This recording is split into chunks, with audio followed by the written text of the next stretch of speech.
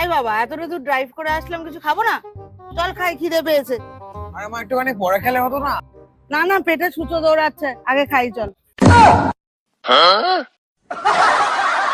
মা দেখো এদিকে পুল, চলো এদিকে যাবে।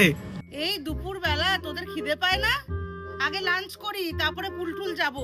আবার এই খালি খাওয়া খাওয়া যখন দিকে বেরিয়েছি। ও মা, চলো খেয়ে আসি, তোমার খিদে পাচ্ছে না? আরে চুপ করতো, এই বয়সে খালি খিদে পায়, খাইতে পায়, খালি খাইতে করে। আমার তো খিদে পাচ্ছে। চল ভাবি। আমি দিম্মির সঙ্গে যাবো।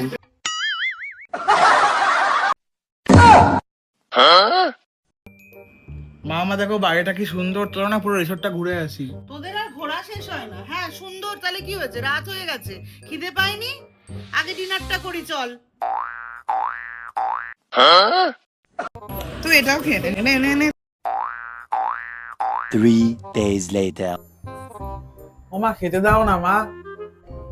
দেখলি, তার মানে তোর পড়ায় মন নেই।